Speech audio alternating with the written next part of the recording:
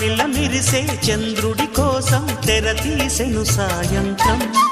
జోలగా లాలించగా నీ నీడ దొరికింది, కమ్మగా కలలీయగా నీ తోడు నాకుంది.